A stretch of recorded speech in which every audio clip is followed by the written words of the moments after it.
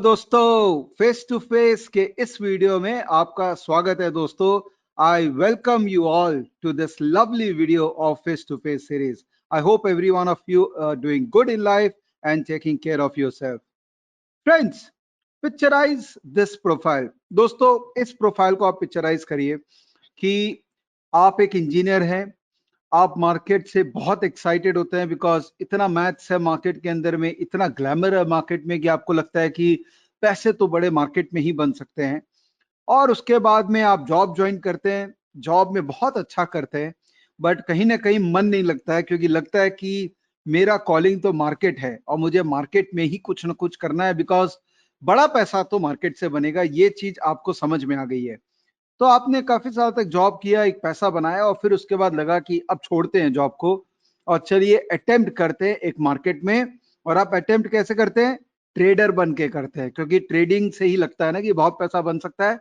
तो आप ट्रेडर बनते हैं और आप इतने फॉर्चुनेट है कि उस समय मार्केट के अंदर में ऐसी वाइब्रेंसी है, ऐसा काम चल रहा है कि आप ट्रेडिंग में पैसा कमाते हैं। दोनों तरफ तेजी का बाजार है तभी भी आप कमा रहे हैं, और मंदी का बाजार है तो ट्रेडर के लिए तो वो ब्लेसिंग वाला बाजार होता है, उसमें भी आप पैसा कमाएं।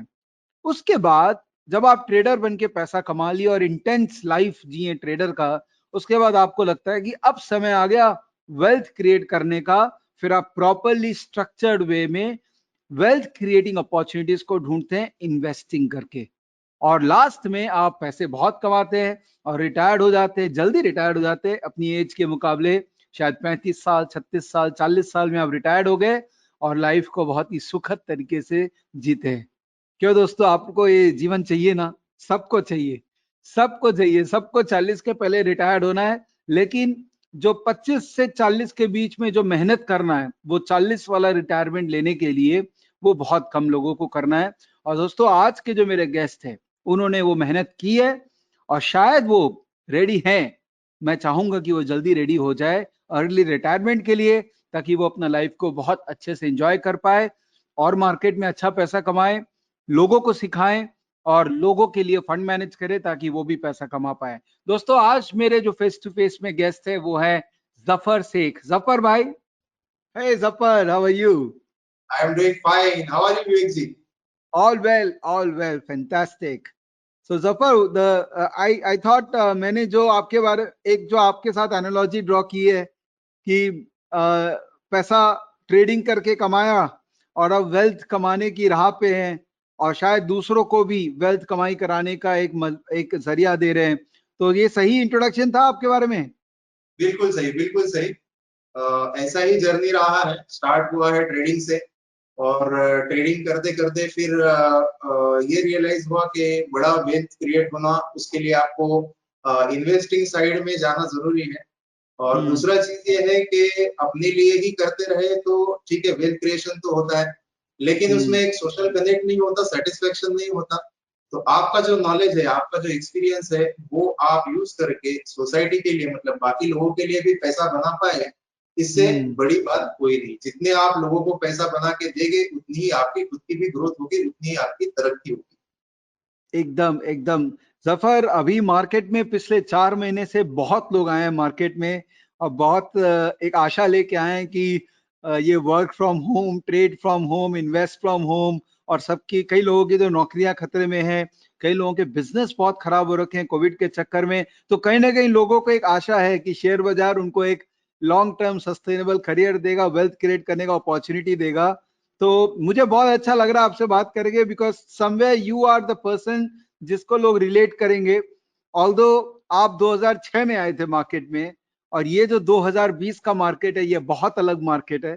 उस समय शायद अपॉर्चुनिटीज बहुत इजीली मिल जा रही थी। अभी मुझे नहीं पता है कि कैसी अपॉर्चुनिटीज मिल रही है, शायद आपसे सीख पाए कि क्या इजी है, क्या टफ है 2006 में जो मार्केट था और अभी का मार्केट है। जनरली आपका कैसा एक्सपीरियंस रहा है, पूरा डिटेल में बात करेंगे।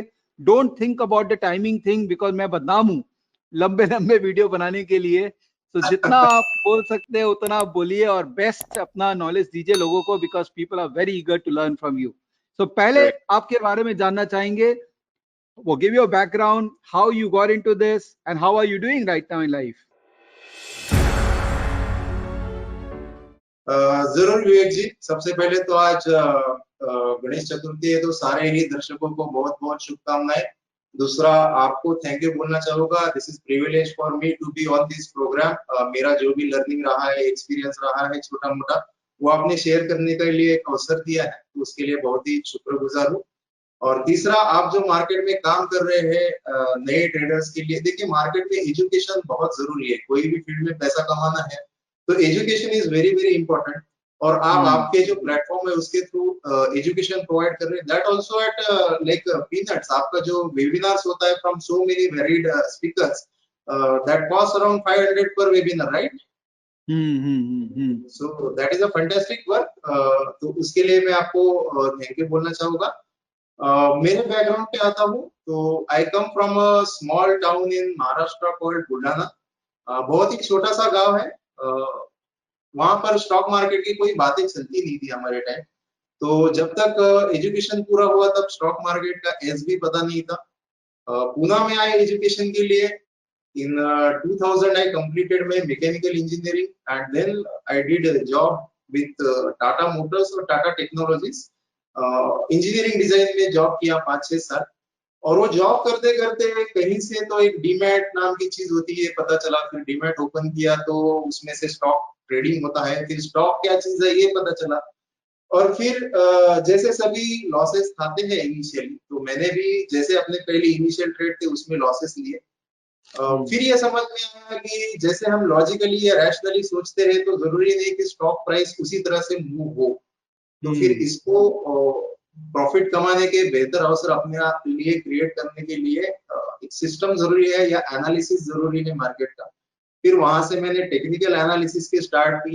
जो भी बुक्स अवेलेबल थे इंडिया में अवेलेबल थे, कई बुक्स बाहर से मंगाना पड़े फ्रेंड के through, so I brought some books from US on technical analysis. और जॉब साइड एक साइड में चलता था, दूसरे साइड में शाम को घर पे आने के बाद में जो टेक्निकल एनालिसिस है उसकी स्टडी करते थे। फिर उसको जो एक्चुअल मार्केट है उससे कोरिलेट करके देखने की कोशिश करते थे कि जो भी टेक्निकल एनालिसिस में सीख रहे हैं उसके हिसाब से प्राइस मूवमेंट हम देख सकते हैं क्या, उसको पकड़ सकते हैं क्या, उससे प्रॉफिट हो सकता है क्या। और फिर ऐसे करते करते धीरे धीरे थोड़ा कॉन्फिडेंस बढ़ा। देन आई डिसाइडेड कि जॉब करने से मतलब किसी को अपना बॉस जो है, आपको भी पता है कारपोरेट में काफी बोरिंग काम होता है एक टाइम के बाद में। तो देन आई डिसाइडेड कि why not be your own boss, अपना खुद का बॉस बने, अपना जो टाइम है उसको अपने हिसाब से इस्तेमाल करे, अपना खुद का स्टडी करे और अपना पैसा खुद कमाए। So in 2006-7, I decided to quit from my job and started full-time trading. Fortunately, वो टाइम मार्केट अच्छा था, अच्छा इन द सेंस काफी वोलेटाइल था on the upside as well as downside. तो ट्रेडर के लिए बहुत जरूरी होता है कि मार्केट वोलेटाइल हो, रेंज बाउंड या साइडवेज ना हो, तो उसको दोनों तरफ कमाने की अपॉर्चुनिटी मिलती है। तो वैसे करके मैंने ट्रेडिंग की शुरुआत की और धीरे धीरे कॉन्फिडेंस उसमें बढ़ता गया। एक शुरू से ही मेरा नेचर रहा है थोड़ा कॉशियस रहने का। तो सबसे इम्पोर्टेंट प्रिंसिपल मैंने जो ट्रेडिंग में सीखा आफ्टर इनिशियल लॉसेस वो है स्टॉप लॉस का। कि आप स्टॉप लॉस अगर लगाए तो आप बड़े लॉस से बच सकते हैं और अपना जो करियर है इसमें प्रोलॉन्ग कर सकते हैं। तो एक मार्केट में मिथ है कि जो भी सक्सेसफुल ट्रेडर है वो अपना अकाउंट जो है वो बस्ट करता है, मतलब अकाउंट जो है वो पूरा उसका खत्म हो जाता है, और ऐसा एक बार नहीं कई बार होता है और फिर जाके वो ट्रेडर बनता। तो ये मैं मिथ आज बस्ट करना चाहूंगा कि अगर आप मार्केट में एंट्री या एग्जिट इससे पहले अगर आप रिस्क मैनेजमेंट और पोजीशन साइज सीखे तो आप चाहे 30-40-50 ट्रेड में एक साथ लॉस ले ले फिर भी आपका अकाउंट खत्म नहीं होगा। तो सबसे इंपॉर्टेंट चीज मार्केट में है वो रिस्क मैनेजमेंट आपको सर्वाइवल के लिए। यहाँ पे डिफेंस पहले इंपॉर्टेंट है, अटैक बाद में। तो पहले आपने कैपिटल जो है उसको डिफेंड कीजिए, उसके बाद में फिर आप उससे एग्रेसिवली अटैक करके या एग्रेसिव स्ट्रेटेजीज यूज करके पैसा बना सकते हैं। तो फॉर्चुनेटली मेरा अकाउंट कभी भी वाइप आउट नहीं हुआ। एक छोटी सी चीज है, कई लोग जो है वो मार्केट में फुल टाइम ट्रेडर बनना चाहते हैं लेकिन गलती ये करते हैं कि अंडर कैपिटलाइज होते हैं। सबसे बड़ा गलती मेरा यही रहा है, जब मैंने अपना ट्रेडिंग करियर का शुरुआत किया वो टाइम गाइडेंस देने के लिए कोई नहीं था। तो I started with a very small measure capital of 1 lakh. And उसी से मेरा फुल टाइम जो मुझे मतलब जो भी अपने बिल्स पे करने, इनकम करनी है, तो वो सारी उस कैपिटल से हुई। तो उसके वजह से कैपिटल ग्रोथ जो है इनिशियल ईयर्स में वो काफी स्लो रहा है because of the withdrawal for expense purpose. तो जो भी मार्केट में, जैसे आपने कहा है कि काफी लोग चाह रहे हैं कि वो मार्केट में करियर बना सके या नहीं, इसके लिए ट्राई करें। तो एक मेरा सजेशन ये रहेगा कि पहले तो आपका जो कैपिटल है उसको आप डिसेंट लेवल पे रखिए। आपका जो भी एनुअल एक्सपेंस है उससे कम 5 to 10 टाइम्स आपका कैपिटल होना चाहिए, तभी आप प्रोफेशनल ट्रेडिंग में आए। और दूसरा चीज, डायरेक्ट जंप लेने से पहले एक प्रॉफिटेबल ट्रैक रिकॉर्ड बनाइए। देखिए, सबको लगता है कि मैं आसानी से इसमें पैसा कमा लेता हूँ, लेकिन स्टैटिस्टिक्स है हमारे पास में कि मेजोरिटी लोग जो है वो नहीं कमा पाते। जो कमाते, जो बन जाते हैं, वो काफी मेहनत करते हैं, काफी डिसिप्लिन के साथ चलते हैं, काफी स्ट्रेटेजिकली काम करते हैं।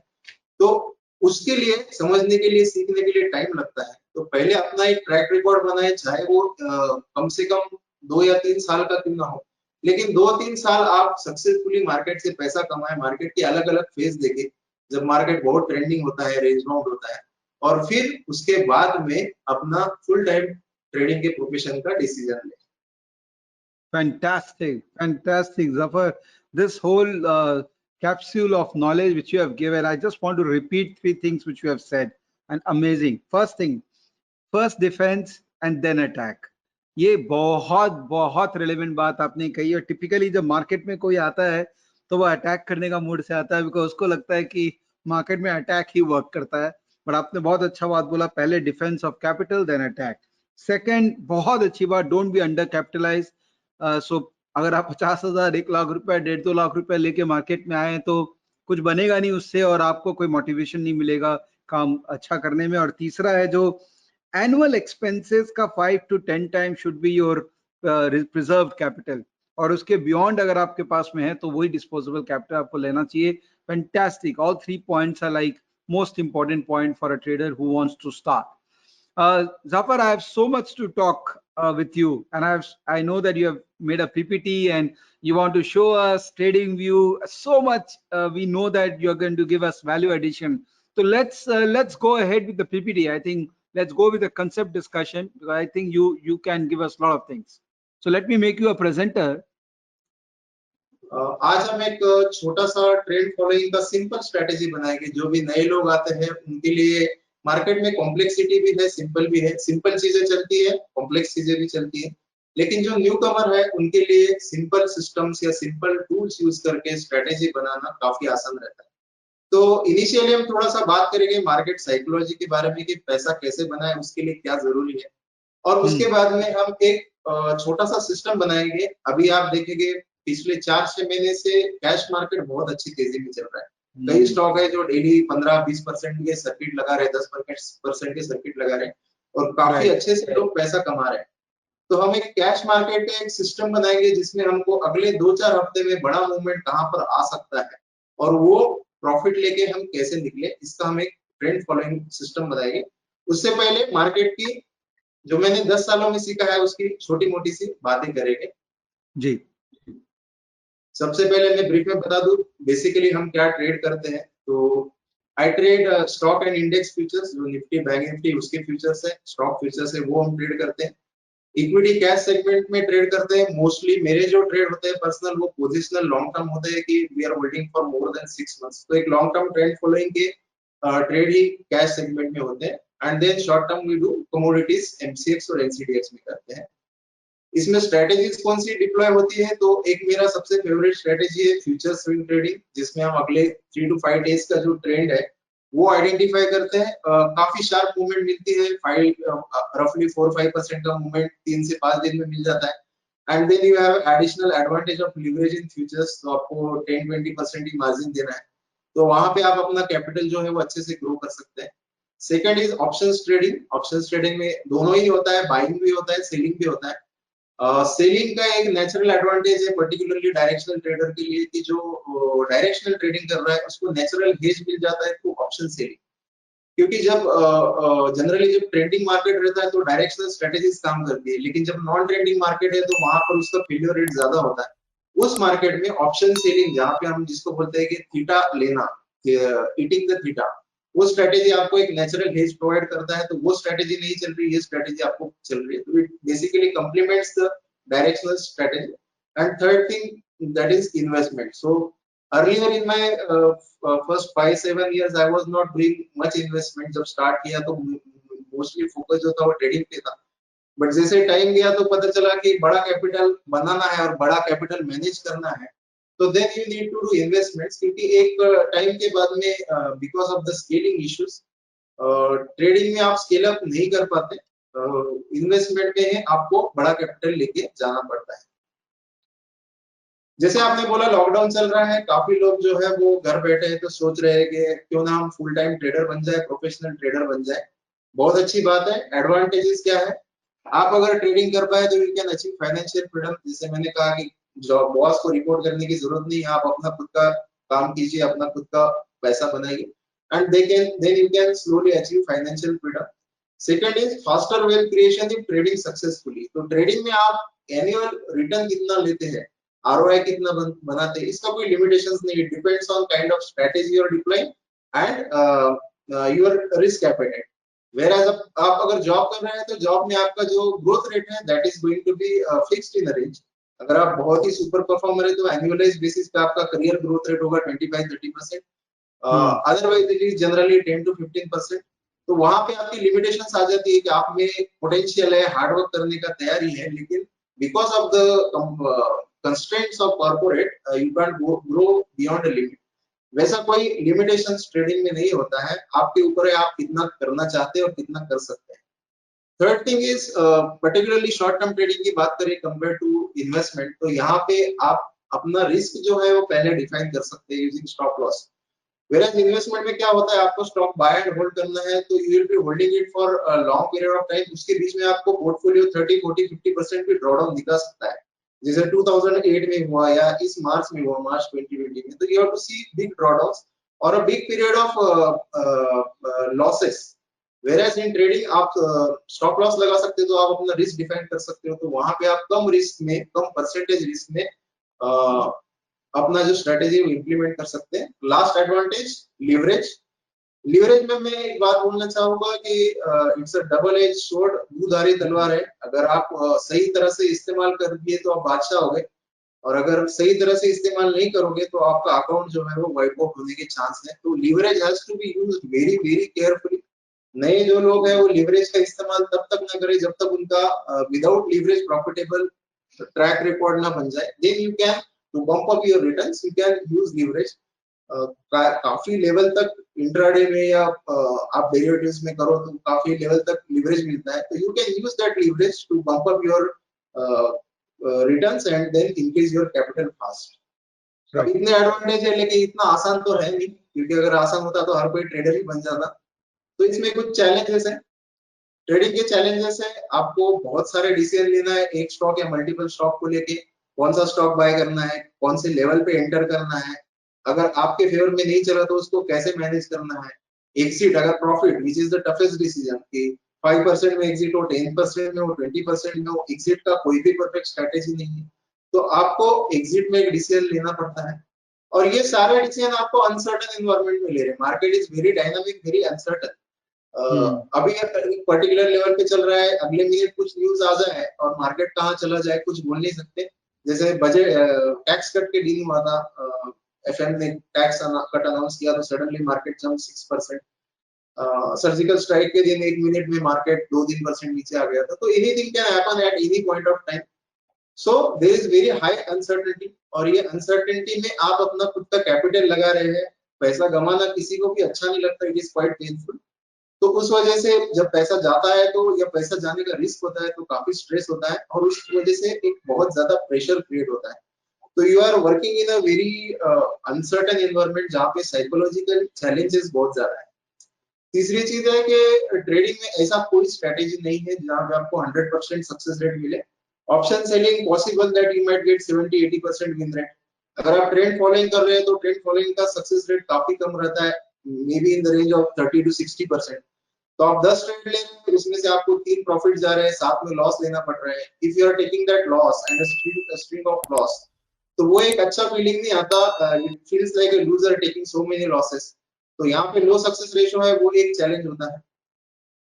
फोर्थ चीज है कि it is a very highly skilled activity, मतलब आपको मार्केट में एनालिसिस करना है, खुद का स्ट्रेटेजी बनाना है, और फिर वो स्ट्रेटेजी इंप्लीमेंट करने में अपनी जो साइकोलॉजी है उसको स्ट्रॉन्ग करना है। तो हर एक तरह का यहाँ पे आपका स्किल जो है वो आपको लग रहा है वो स्किल आपका यूज हो रहा है, और ये स्किल ऑटोमेटिकली किसी के पास नहीं आता, बहुत कम लोगों के पास में रहता है। जैसे आप मार्केट में एंटर होते हैं तो आपको ये स्किल जो है वो धीरे धीरे बिल्ड करना पड़ता है। एंड लास्ट थिंग, जब आप प्रो ट्रेडिंग कर रहे हैं तो it is little bit expensive, क्योंकि आप सिंपल फ्री टूल्स पे 100% रिलाई नहीं रह सकते। So you need real time data which is costly, then आपके एक्स्ट्रा चार्जेस रहते हैं, ब्रोकरेज है, ट्रांजैक्शन चार्जेस गवर्नमेंट को देना वगैरह वगैरह। तो इतनी सारी हर्डल के बाद में उसमें से प्रॉफिट निकालना भी कई बार चैलेंजिंग हो जाता है। श्योर। कुछ फैक्ट्स हैं ट्रेडिंग के बारे में, डिस्करेज नहीं करूंगा लोगों को, लेकिन ये बताना जरूरी है पर्टिकुलरली न्यू कमर्स को, जो एडवांस या प्रो लेवल पे है उनके लिए जरूरी नहीं है। लेकिन जो बिगिनर्स है वो काफी ड्रीम लेके आते हैं without understanding the reality of the market. तो एक उनको एक नई पहल करने से पहले मार्केट की रियलिटी थोड़ी सी समझना जरूरी है। It requires very high skill और मेहनत बहुत है। मार्केट में कई लोग ये अपेक्षा के इस साथ में आते हैं कि आसान काम है, करना क्या है, बाय करना है, सेल करना है, या F1 या F2 करना है। इतना आसान होता तो हर कोई कर लेता। इसमें आपको बहुत ज्यादा मेहनत करनी होती है in terms of analysis, particularly in initial years. आप किसी भी तरह का एनालिसिस कर लो, डेरिवेटिव डाटा एनालिसिस या फिर टेक्निकल एनालिसिस या क्वांटिटेटिव एनालिसिस, तो इसको आपको रिगरसली करना पड़ता है। And then you have to till the time अभी अल्गो आ रहा है तो उससे psychological issues are taken care of really well. But otherwise if you are a discretionary trader और even following a system with doing manual orders, तो इसमें एक साइकोलॉजिकल कंपोनेंट आ जाता है, और वो साइकोलॉजिकल स्किल्स आपको अपनी अपग्रेड करनी रहने पड़ती है। अपने जो साइकोलॉजिकल वीकनेसेस है वो मार्केट काफी बुरी तरह से एक्सपोज करता है, and then you have to rebuild your psychology to survive in the market. तो इसमें आपको मेहनत है। इमीडिएटली ऐसा नहीं होता है कि आप आ गए मार्केट में और सक्सेस मिल जाए। हाँ, हर हर किसी को प्रॉफिटेबल ट्रेड मिलते हैं, 2-4 ट्रेड मुझे भी मिल गए, उसके बाद लॉसेस भी हो गए।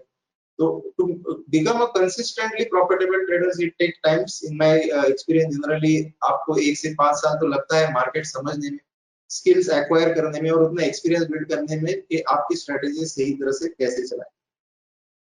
होता क्या है रियलिटी में, most of the new Qamar trader they start without any education. जैसे बाकी कोई भी फील्ड में जाए, आपको तो पैसा कमाने से पहले एजुकेशन लेना जरूरी होता है, तो एजुकेशन नहीं होता है। सेकंड थिंग, एक बहुत ही रैंडम एनवायरनमेंट है मार्केट। तो रैंडम एनवायरनमेंट में अगर आपके पास में रूल्स नहीं है तो it becomes on every fluctuation it becomes a question mark कि अब करना क्या है। अभी हमने पोजीशन लिया, अभी इसको रखे या बेचे या प्रॉफिट बुक करे या लॉस ले ले, क्या ले। तो हर एवरी मिनट या एवरी सेकंड आपको क्वेश्चन मार्क होता है, और उसके लिए आपको रूल्स डिफाइन करना बहुत जरूरी है, और रूल्स डिफाइन करके आपको एक स्ट्रेटेजी बनाना है। Third thing, experience. जो एक्सपीरियंस रहता है कि कौन से फेज में किस तरह की स्ट्रेटेजी चलेगी, या अपनी स्ट्रेटेजी को भी हर मार्केट फेज में इंप्लीमेंट करना है, तो उसके लिए एक्सपीरियंस चाहिए होता है। तो most of the new commerce ये चीजों के बिना आते हैं मार्केट में, फिर कुछ महीने लॉसेस हो जाते हैं, कुछ अच्छा मार्केट का समय है, जैसे अभी मार्केट का समय, कुछ भी खरीदिए तो आपको प्रॉफिट हो रहा है। तो ऐसे टाइम में कई लोग पैसा बना भी लेते हैं, प्रॉफिटेबल रहते हैं, but after this kind of phases do not lost for very long. और फिर जब एक साइडवेज या रेंज बाउंड मार्केट का फेज आता है तो then they start making losses. और फिर जैसे लॉस होता है तो जैसे एग्रेसिवली ट्रेडिंग करते हैं इनिशियली, और फिर 6 महीने 1 साल में जो पैसा है वो काफी लॉस हो जाता है या कैपिटल वाइप आउट हो जाता है। You know these broker stats that most of their new clients survive for 6 months to 1 year, उससे ज्यादा survive नहीं होते, which is a very brutal and harsh fact। बताना जरूरी है। Again, I am not discouraging anyone, but नहीं, you need। मैं आपके साथ शेयर करता हूँ। ये मेरा एक डिस्काउंट ब्रोकर के साथ बात हो रही थी और उसने मुझे बताया था कि generally discount broking, I mean not specifically discount broker, but मैं, क्योंकि मैंने उनके मुंह से सुना था इसलिए मैं बता रहा हूँ कि जनरली 90-90-90 रूल होता है कि 90% क्लाइंट 90% कैपिटल खो देते हैं 90 दिन के अंदर में। Right right right. तो 6 महीना 1 साल मैंने आपको ज्यादा बोल दिया, कई बार 3 महीने में भी अकाउंट जो है वो खत्म हो जाता है। सो या which is a very harsh fact. तो न्यू कमर को ये ध्यान में रखना चाहिए कि इसके पिटफॉल क्या है, so that they can be better prepared and careful in the beginning phase of their career. सब शुरुआत का जो टाइम रहता है वो सबसे ज्यादा रिस्की होता है। और क्लाइंट भी जनरली सबसे ज्यादा एग्रेसिव होते हैं इसी फेज में। तो ये फेज में आपको काफी कॉशियसली काम करना है, काफी कम रिस्क के साथ में काम करना है। और जैसे आप तो सक्सेस गेन करते एक्सपीरियंस आता है, जैसे आपका जो सिस्टम है फाइन ट्यून होने लगता है, then you can go with aggressive implementation of capital. तो लॉसेस राइट। जनरली होने के तीन कारण रहते हैं। एक तो स्ट्रेटेजी नहीं है आपके पास में, टीवी खोल लिया, टीवी खोल के आपने न्यूज देख लिया या पेपर में कुछ पढ़ लिया या किसी ने कुछ बताया ये स्टॉक अच्छा लग रहा है, तो आपने आपका बाइंग सेलिंग का कोई क्लियर स्ट्रेटेजी नहीं है, डिसीजन मेकिंग का कोई स्ट्रेटेजी नहीं है। दूसरा चीज है इनडिसिप्लिन, कि आपने सोचा कि ये स्टॉक में 3 महीने या 6 महीने या 1 साल के लिए रखूंगा, लेकिन मार्केट तो फ्लक्चुएटिंग है, एक कल आपको कुछ भी रेट दिखा सकता है। तो जो आपने आज डिसाइड किया वो कल आप फॉलो करेंगे जरूरी नहीं है, because of this emotions which come with the fluctuation of price. तो वहां पे एक इनडिसिप्लिन आ जाता है। एंड थर्ड थिंग, आपके पास में स्ट्रेटेजी भी है, आप डिसिप्लिन भी है, फिर भी कुछ कुछ साइकोलॉजिकल इश्यूज है जो आपको एक हिंड्रेंस क्रिएट कर रहे हैं प्रॉफिटेबल ट्रेडर बनने में। तो ये तीन चीजें रहती है जनरली, इसकी वजह से लॉसेस होते हैं। हम्म। बुरी चीजें तो सारी बता दी, अभी अच्छी बात भी बताता हूँ। अच्छी बात यह है कि अगर आपके पास में साउंड स्ट्रेटेजी है, आपने एक प्रॉफिटेबल स्ट्रेटेजी बनाया है और वो स्ट्रेटेजी को आप परफेक्टली इंप्लीमेंट करना चालू कर दिए, तो long term success is 100% guaranteed. मतलब देखिए, लूजिंग स्ट्रीक तो आता है, ड्रॉ डाउन भी आता है, लेकिन आपके पास में स्ट्रेटेजी अच्छा है और आप कुछ इंप्लीमेंट कर रहे हैं, तो at the end of the year, obviously week on week, month on month, there is going to be fluctuation. But at the end of the year, we are going to make profit, and that strategy is going to give you long-term success. So that is a good news. मेहनत करना पड़ेगा strategy बनाने के लिए, उसको fine tune करने के लिए और फिर उसको परफेक्टली इंप्लीमेंट करने के लिए। फैंटास्टिक। दो तरह की ब्रॉडली स्ट्रेटेजीज होती है मार्केट में। एक होती है डायरेक्शनल। डायरेक्शनल में आ गया कि हम स्टॉक का प्राइस का डायरेक्शन आइडेंटिफाई करने का कोशिश करेंगे, whether the stock is going to move up or it is going to move down, and then we will try to take difference between those prices. So broadly trend following एक आता है। Trend following मतलब आपने कोई नया trend start हुआ तो वहां पे एंटर कर लिया और जब तक ट्रेंड चल रहा है तो उसको फॉलो। सेकंड इज मोमेंटम, की स्टॉक ऑलरेडी काफी बढ़ गया है लेकिन फिर भी उसको खरीदेंगे ये एक्सपेक्टेशन के साथ में कि वो और बढ़ते जाए। थर्ड इज मीन रिवर्जन, की हायर लेवल जो है वो सस्टेन नहीं हो रही है, तो स्टॉक काफी प्राइस काफी बढ़ गया है तो ये वापस एक मीन के तरफ आएगा। So these are all directional strategies. There might be many more directional strategies. Just I'm giving you brief examples. And then there are non-directional strategies कि स्टॉक का प्राइस कहीं भी जाओ मुझे प्रॉफिट होना चाहिए। तो ब्रॉडली वन इज आर्बिट्राज। अभी तो टेक्नोलॉजी की वजह से आर्बिट्राज एज काफी कम हो गया, but earlier it was like buying one stock in BSE, selling same stock in NSE. तो जो भी उसका डिफरेंस है वो आपको मिल गया, जहां पे आपका रिस्क नहीं है या काफी कम है। सो it is a non directional strategy. And second is options. Options में कई पैरामीटर्स है, डेल्टा है, गामा है, वोलेटिलिटी है, बट जो सबको आपको सबसे इंपॉर्टेंट है for non directional trading, that is theta. ये एक टाइम का एलिमेंट है कि टाइम अगर जा रहा है, प्राइस वहीं के वहीं है, फिर भी टाइम अगर आगे बढ़ रहा है तो आपको ऑप्शन सेलिंग से प्रॉफिट हो रहा है। So these are right. Two broad strategies through which you can make money. Correct. अभी हम आज डायरेक्शनल स्ट्रेटेजी की बात करेंगे। तो डायरेक्शनल स्ट्रेटेजी में भी तरह तरह से लोग डिफरेंस जो है वो फाइंड आउट करने का कोशिश करते हैं। वैल्यू इन्वेस्टिंग या वैल्यू ट्रेडिंग होता है कि ये स्टॉक सस्ता चल रहा है, इसका वैल्यू काफी ज्यादा है, तो आज ना कल ऊपर जाएगा, so buy low sell high. Second is momentum, कि ऑलरेडी स्टॉक बढ़ रहा है तो अभी ऊपर क्यों ना हो उसको बाय करेंगे, लेकिन उससे ज्यादा ऊपर प्राइस मिलेगा तो will sell higher. So that is momentum. Third thing is shorting, कि स्टॉक काफी ऊपर है, उसका ट्रेंड नीचे चल रहा है तो हम ऊपर उसको शॉर्ट करेंगे। This is applicable in derivatives. Cash market में तो इंट्राडे में शॉर्टिंग होता है, पोजिशनल नहीं होता है। तो you sell a stock at higher level expecting कि वो नीचे की तरफ ट्रेंड करेगा and then you make the profit. तो अल्टीमेटली छोटा सा सीक्रेट है मार्केट में प्रॉफिट कमाने का डायरेक्शनल स्ट्रेटेजी से। सिंपल है, आपका सेलिंग प्राइस जो है that should be higher than your buying price. So that is the simple formula of profit. अब इसमें कई फैक्टर्स होते हैं कि किस कारण से ये प्राइस मूवमेंट होगा। तो मान लीजिए आपने एक स्टॉक है, एक 100 रुपीज उसका प्राइस चल रहा है, आपने खरीद लिया। अब जब आपने स्टॉक प्राइस खरीद लिया तो आपको एक्सपेक्टेशन है कि स्टॉक आपके फेवर में ऊपर बढ़ना चाहिए, 110, 120, 150 होना चाहिए। वो क्यों होगा? वो स्टॉक के बारे में कुछ न्यूज आई इसलिए होगा, या कंपनी के रिजल्ट्स अच्छे आए इसलिए होगा, या कुछ कारपोरेट एक्शन हुआ है, बोनस हुआ है, स्टॉक स्प्लिट हुआ है उससे होगा, या फिर हंच है, गट फील है आपका कि ये स्टॉक तो बढ़ना चाहिए। मैक्सिमम केसेस में यही होता है कि मुझे लग रहा है स्टॉक ऊपर जाना चाहिए। हाँ, तो इस वजह से these are some of the reasons for buying. लेकिन क्या इससे प्राइस मूवमेंट होता है? जरूरी नहीं है। कई बार हम देखते हैं बहुत पॉजिटिव न्यूज आया लेकिन स्टॉक में कोई मूवमेंट ही नहीं है, या स्टॉक करेक्ट हो रहा है। रिजल्ट बहुत अच्छे आते हैं, रिजल्ट आने के बाद में कंटिन्यूअस सेलिंग आता है, 4-5 दिन स्टॉक गिरते जा रहा है, right.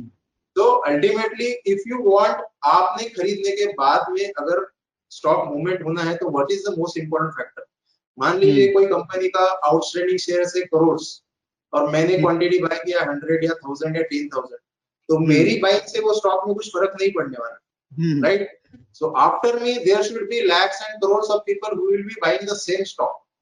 Then only that stock is going to move. So what is the most important factor? Most important factor that moves price is demand and supply, right? ये हम डेली लाइफ में भी देखते हैं, पर्टिकुलरली हमारे इंडिया में onions के साथ में होता है, शॉर्टेज है तो प्राइसेस ऑटोमेटिकली उसकी बढ़ गई, या सप्लाई बहुत ज्यादा हो गया तो प्राइसेस काफी कम हो गए। So stock price also moves on the same principle. When there are more buyers and particularly the buyers are aggressive, कोई भी price पे buy करना है, so they are bidding the price higher, right? And they are doing it consistently, and there are much more many people than the people who are willing to sell. So that will create a uptrend, right? Reverse, when there are more sellers than buyers, the trend will be down. This is a simple concept.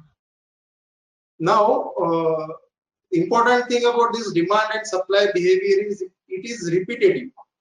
मतलब ये है कि कौन से stock में demand बढ़ रहा है, कौन से स्टॉक में डिमांड सप्लाई ज्यादा आ रहा है।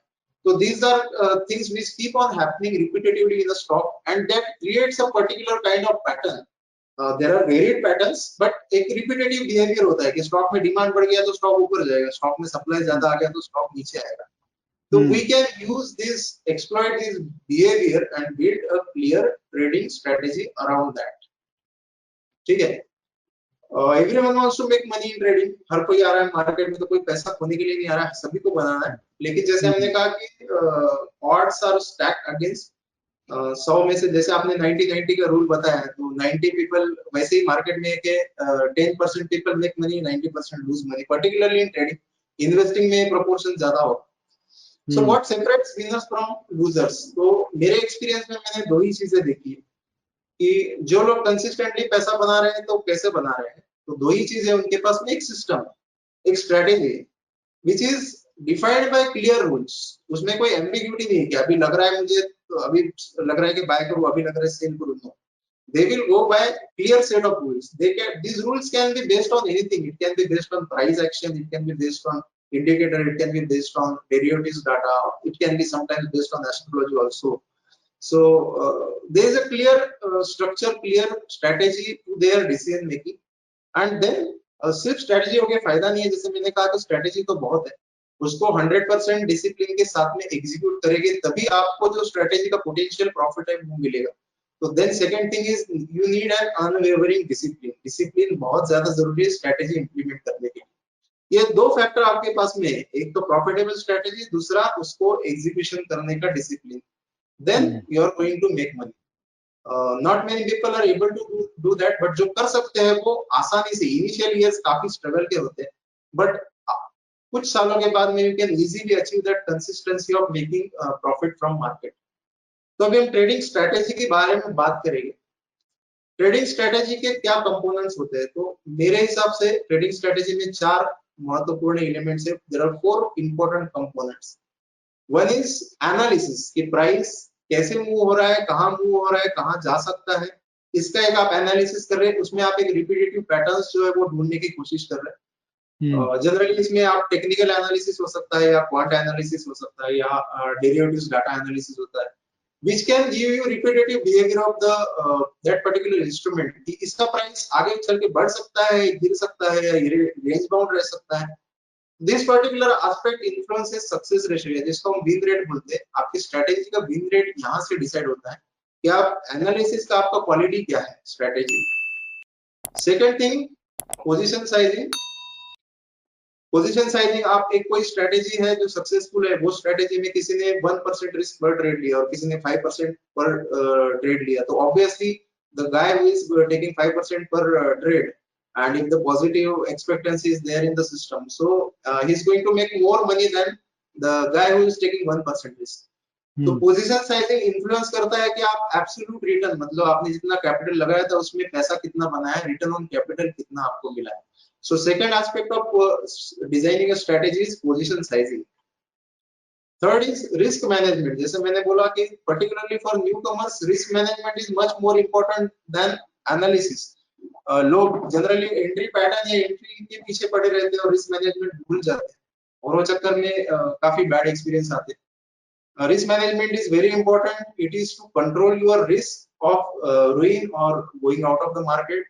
और ये आपका जो रिवार्ड टू रिस्क रेशो है हर ट्रेड में, वो डिसाइड करता है कि रिस्क मैनेजमेंट आपका कैसा है. And last is psychology. Psychology is the most important element. Psychology मान लीजिए ऐसा चीज है जैसे ऊपर के जो 3 फैक्टर हो गए, technical analysis, position sizing and risk management. This is your car. Now you have got a fantastic car, but आपने एक ऐसे बंदे के हाथ में कार दे दी जिसको अभी तक वो कार चलाना नहीं आया, ठीक है, तो obviously he is going to make accident with that car or it may crash. तो psychology is the driver of the system. जैसे मैंने बोला अल्गो की वजह से एलिमेंट काफी रिड्यूस हो गया, 100% तो कभी भी ज्यादा नहीं है, but with algo strategies the psychology element is drastically reduced. Still someone who is designing the system or running his system manually, so psychology affects all your parameter. It will make or break your strategy. पैसा आपका strategy भले theoretically paper पे profit दे दे, लेकिन वो real में देगा कि नहीं, डिपेंड करेगा आपकी साइकोलॉजी. तो आज बेसिकली हम एक छोटा स्ट्रेटेजी बनाने वाले हैं bye defining clear rules of that particular strategy. ये जो स्ट्रेटेजी है इसको हमारे प्रॉप बुक में हम बोलते हैं ट्रेंड कंसोलिडेशन फ्रैक्टल ब्रेकआउट.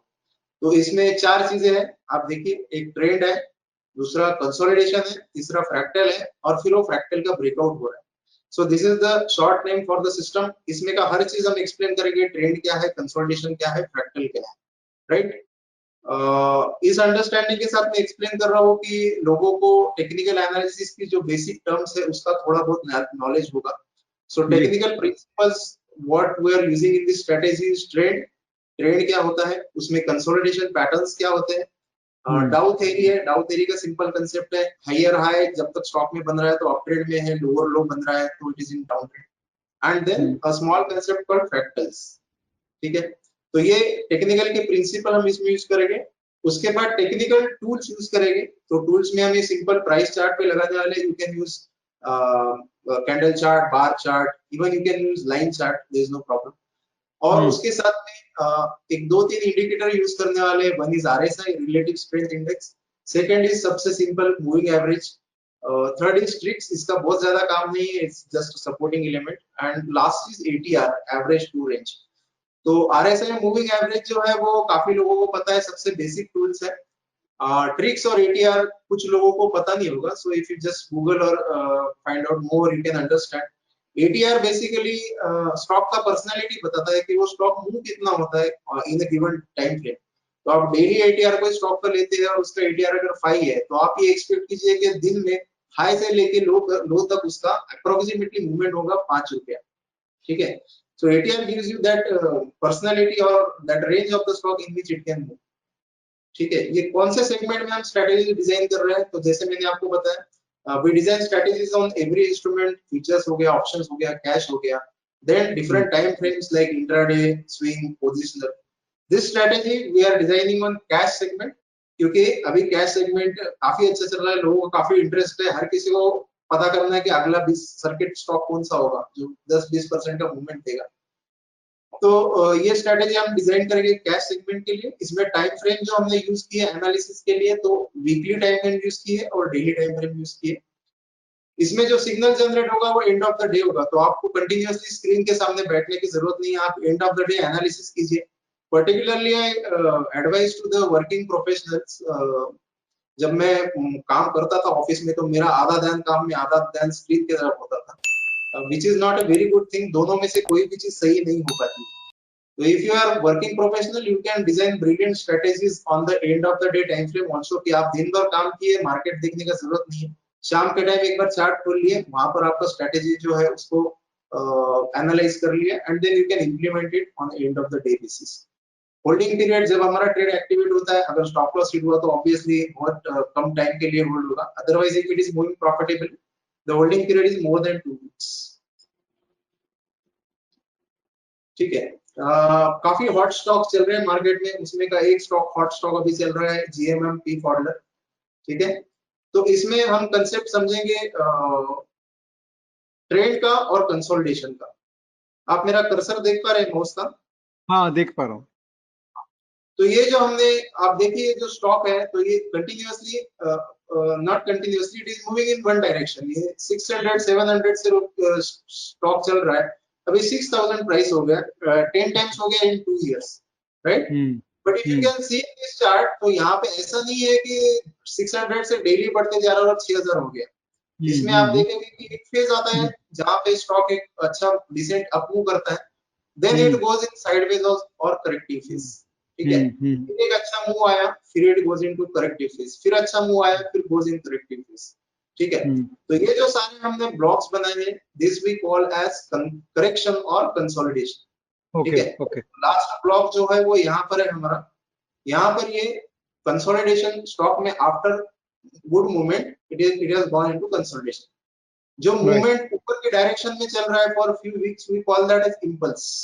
ठीक है, तो इंपल्स मूवमेंट क्या है? इंपल्स मतलब कि सडनली बहुत शार्पली कुछ हो जाना। तो स्टॉक में इंपल्स में ऐसे ही मूवमेंट होता है कि बहुत शार्पली एक डायरेक्शन में स्टॉक मूवमेंट हो रहा है, and within short time it gains a big percentage movement, so we call this as impulse. और उसके बाद में जो करेक्टिव फेज आता है, तो उसको हम कहते हैं कंसोलिडेशन या correction. This is weekly chart, तो एक कैंडल जो है इसमें एक वीक का है। ठीक है, तो अब इसके कैरेक्टरिस्टिक क्या है?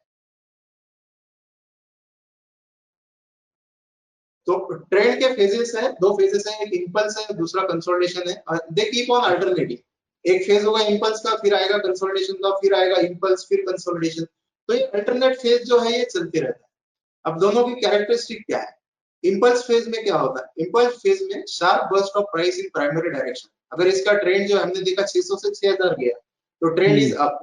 तो इसमें आपका जो इंपल्स फेज है उसमें बहुत ही शार्प मूवमेंट होता है इन प्राइमरी डायरेक्शन, छोटे समय में बड़ा परसेंटेज मूवमेंट हो जाता है। जो स्टॉक की रेंज है, डेली रेंज है, वो एक्सपांड होती है। जो पहले अगर दिन में 5 रुपया मूव कर रहा था, तो अभी 7 या 8 या 10 रुपया मूवमेंट होगा, and this phase can last for many weeks. उसका जो अपोजिट है कंसोलिडेशन फेज। तो कंसोलिडेशन फेज में क्या हो रहा है कि आपका प्राइस जो है that is moving against primary trend. तो प्राइमरी ट्रेंड हमारा ऊपर है, लेकिन ये फेज में, कंसोलिडेशन फेज में, स्टॉक जो है वो प्राइमरी ट्रेंड के अगेंस्ट जा रहा है। इसमें टिपिकली होता है कि small and narrow percentage movement हो जाती है। जैसे ऊपर जाते वक्त 20% चला गया इन 2 वीक्स, और जब साइडवेज मूवमेंट है तो 10% की मूवमेंट चल रहा है 4 से 5 या 6 हफ्ते। ठीक है, तो इसमें जो रेंज है वो काफी कम हो जाती है, it becomes small and narrow percentage movement, and then typically these consolidation phases last for 3 to 8 weeks. ठीक है, 3 वीक्स से कम हो गया तो हम इसको थोड़ा सा इनकम्प्लीट कंसोलिडेशन बोलते हैं। 8 वीक्स से ज्यादा हो गया तो हम बोलते हैं इसमें लॉस ऑफ मोमेंटम, कि जो नेक्स्ट फेज आना चाहिए था वो इसमें नहीं आया। तो this is all based on experience. This phases last for, consolidation phase last for 3 to 8 weeks. इस स्ट्रेटेजी का हमारा ऑब्जेक्टिव क्या है?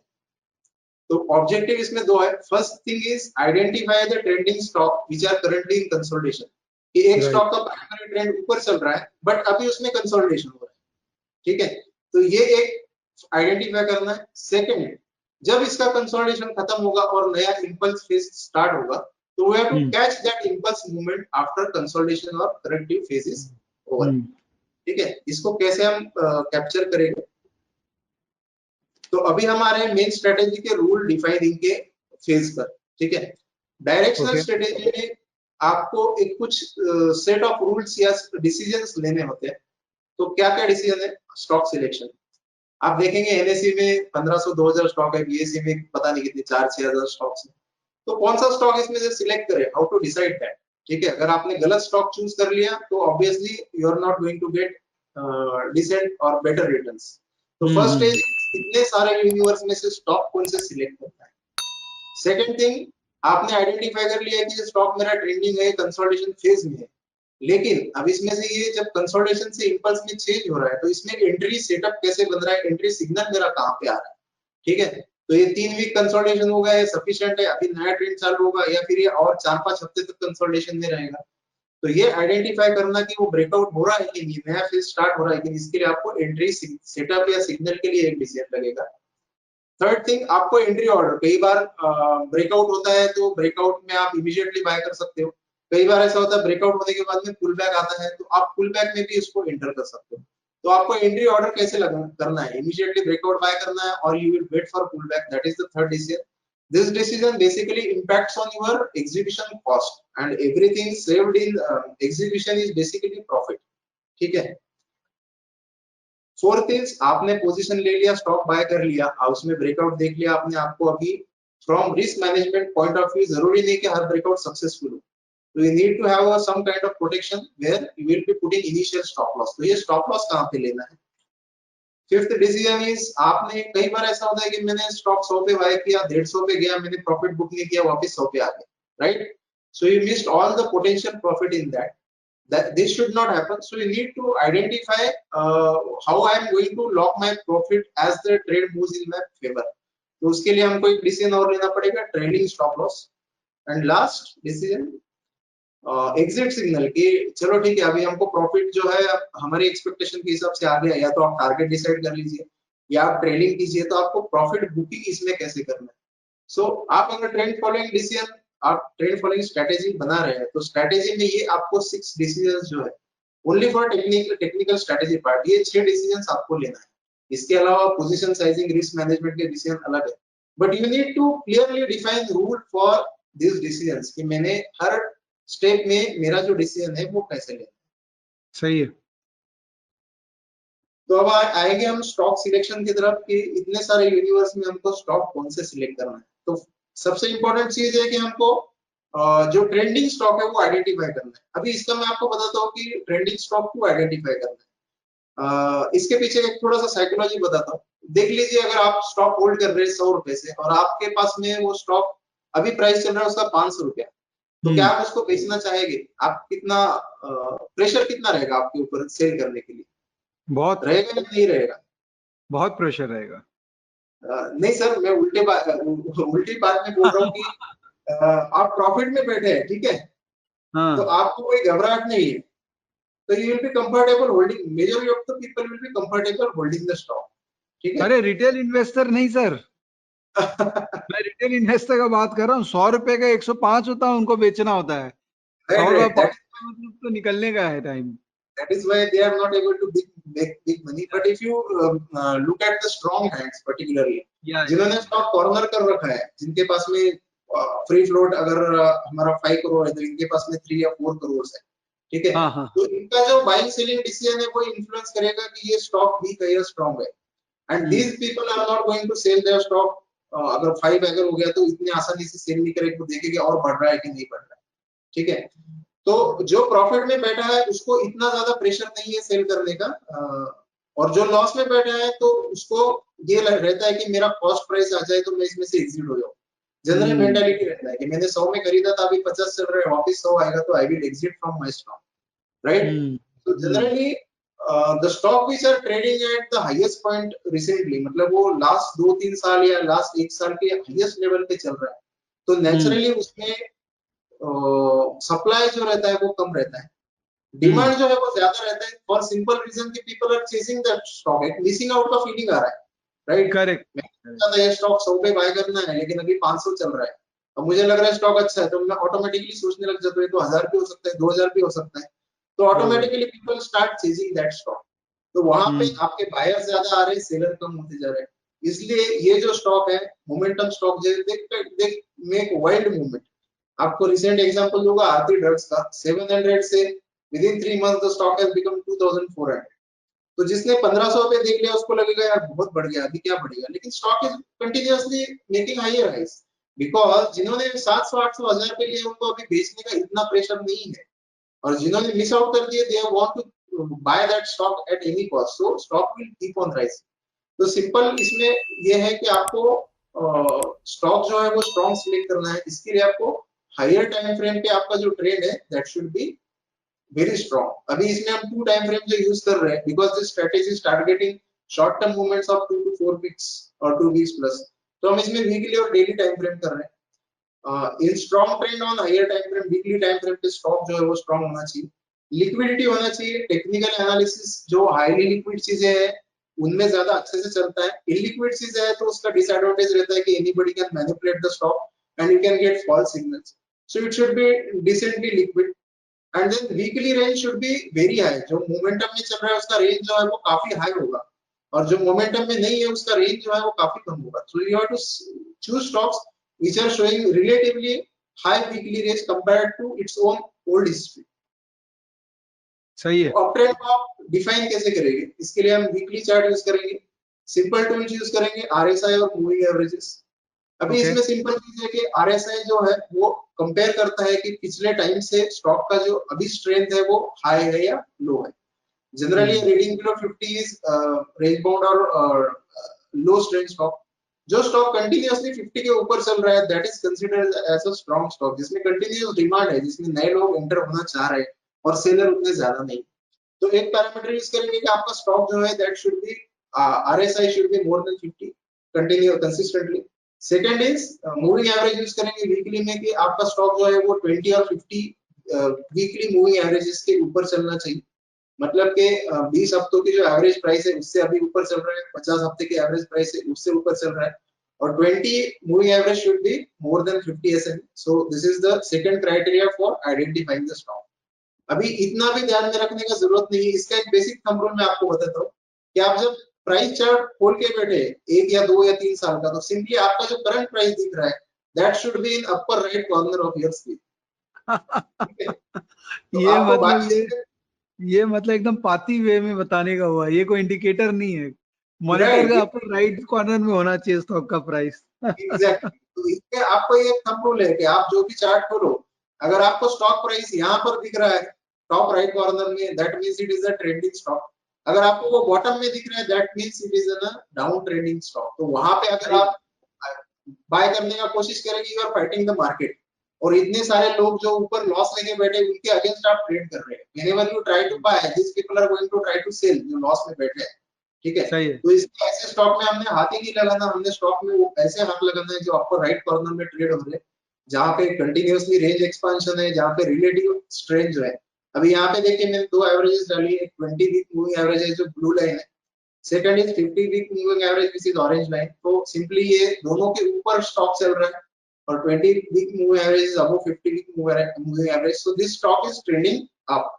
सेकंड थिंग आरएसआई जो हमने एक पिंक पैच डाला है तो that is the highest level is 50, तो आप देखेंगे स्टॉक कंटिन्यूअसली उसके ऊपर ही ट्रेड कर रहा है, राइट? हम्म। तो this stock has got a very high strength relatively speaking, ठीक है?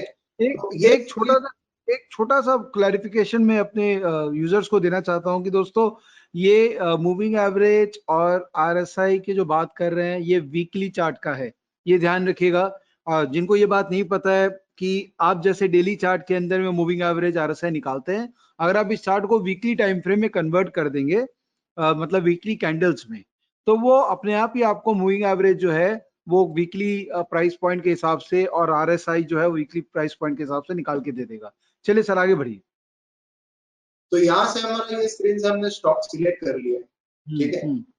अब हम जो स्टॉक ट्रेंड में चल रहा है उसका कंसोलिडेशन आइडेंटिफाई करेंगे कि कौन से स्टॉक कंसोलिडेशन में चल रहा है।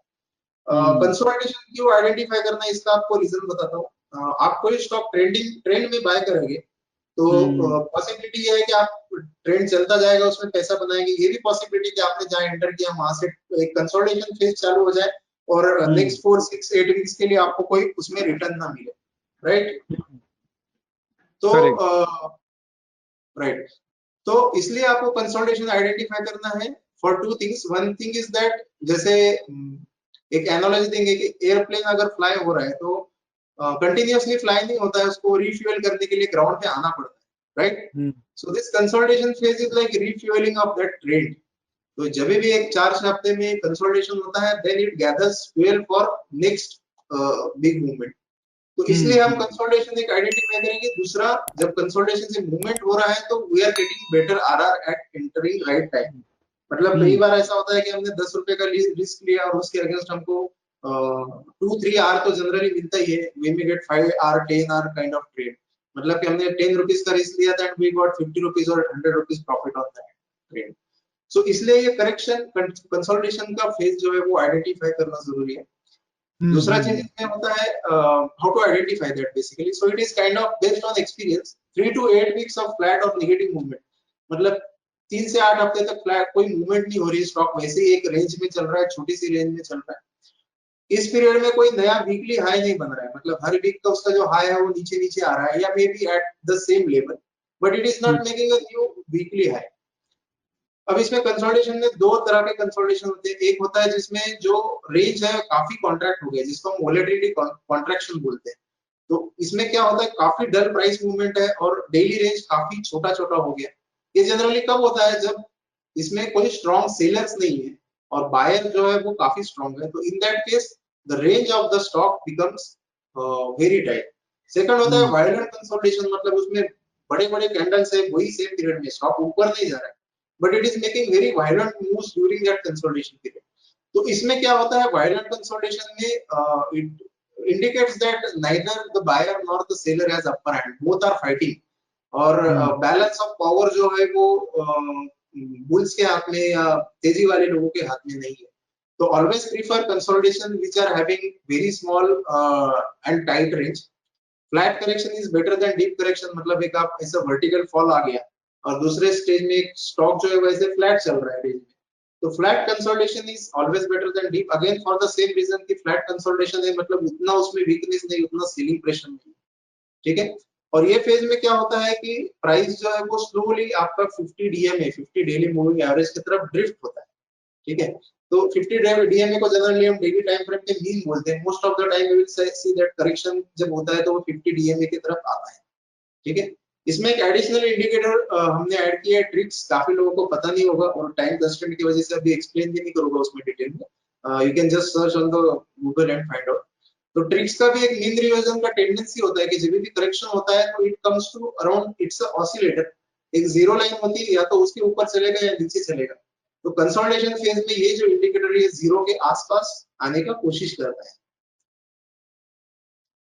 इसको हम चार्ट के एग्जांपल के साथ में दिखाया कि ये जीएमएम का चार्ट, ये देखिए जून जुलाई महीने का चार्ट है, जो ऑरेंज बॉक्स आप देख रहे हैं, तो इसमें आपको दिखेगा कि it's moving in a very tight range compare to यहाँ पर जैसे बड़े बड़े इसमें प्राइस रेंज एक्सपेंशन आ रहा था, तो यहाँ पे एक्सपेंशन नहीं, continuously you are getting small candles, small range, ठीक है। Then this orange line is 50 DMA, तो आप देखेंगे जहां से कंसोलिडेशन स्टार्ट हुआ है तो ये धीरे धीरे धीरे करके 50 डीएमए के पास में आया है। And then this is the trix indicator line. तो जैसे मैंने बताया इसमें जीरो लेवल होता है, तो at the end of the consolidation it is coming near zero line. तो एक आपको इंडिकेशन देता है कि ये इसमें सफिशिएंट कंसोलिडेशन हो गया है। Now this stock can be ready for next leg of movement, ठीक है। तो सेकंड स्टेज में हमने कंसोलिडेशन में जो स्टॉक्स है उसको आइडेंटिफाई कर लिया। अब इसमें एंट्री कहां पर करना है, एंट्री सेटअप हमारा कैसे बनेगा। तो पहले तो इसमें आपने स्टॉक आइडेंटिफाई कर लिया, कई लोगों को जल्दबाजी रहती है, इमीडिएटली जंप कर जाते हैं और फिर देखते हैं कि स्टॉक मूव नहीं हो रहा है, right. So you have to wait till this correction phase is over and stock starts making higher high, ठीक है। सिंपल रीजन, मैंने बाय कर लिया तो स्टॉक ऊपर नहीं जाने वाला, lakhs and crores other people have to buy, then only stock is going to move higher. So rather than analyzing my own buying, we have to analyze other people's buying कि वो buy कर रहे हैं कि नहीं कर रहे, they are also interested in stock or not, ठीक है। तो इसमें हम जो एक बहुत ही ट्रेडिशनल टूल है, बहुत ही सिंपल टूल है, मूविंग एवरेज क्रॉसओवर, ये क्रॉसओवर का एक टूल यूज करने वाले हैं। And then there is another tool which is called fractal, ठीक है। तो मैं अगली स्लाइड में फ्रैक्टल क्या है ये एक्सप्लेन करूंगा, but the simplest tool is 5/10 day moving average crossover. 10 day की मूविंग एवरेज है, उसके ऊपर 5 डे की मूविंग एवरेज चलेगी, ठीक है। अभी इसमें मूविंग एवरेज में काफी लोगों को एक्सपीरियंस है कि ये विपसॉ देता है, मतलब उसने जब क्रॉसओवर पे बाय कर लिया तो वहां से हमने बाय किया, उसके बाद में स्टॉक नीचे आने लगी, राइट। तो it gives lot of whipsaws and that's why based on my experience of 10 years we have added this fractal breakout. कि फ्रैक्टल ब्रेकआउट जब होता है तो ये पैटर्न का सक्सेसफुल होने का प्रोबेबिलिटी जो है वो काफी बढ़ जाता है. So moving average whipsaws, if it is giving you 40% probability, if you wait for fractal, it may give you 55-60% probability. ठीक है. Breakout above bearish fractal. अभी ये बेरिश फ्रैक्टल क्या है ये हम अगले स्लाइड में बताएंगे. जब बेरिश फ्रैक्टल के ऊपर ब्रेकआउट हो जाए तो ये हमारा सिग्नल है कि यहाँ से एक नया अपट्रेंड स्टार्ट हो गया and we can take a position in this stock. ठीक है. तो फ्रैक्टल क्या है कई लोगों को पता नहीं होगा, सिंपली बता देता हूँ. बेरिश फ्रैक्टल मतलब ये है कि आपका ये कैंडल्स है बेसिकली. तो ये कैंडल्स में आप देखेंगे ये कैंडल का लोअर लो जो है that is higher than previous low. Again this low is higher than previous low and on this candle the previous low is broken. ठीक है. तो मतलब ये जो इसका राइजिंग सीक्वेंस था, बढ़ने का सीक्वेंस था, वो ब्रेक हो गया और अब स्टॉक जो है वो नीचे आना चालू हो गया. तो इसको कहते हैं बेरिश फ्रैक्टल. ठीक है. Reverse of that is bullish fractal. The stock high was falling and then the high started rising. ठीक है. तो ये हो गया bullish fractal.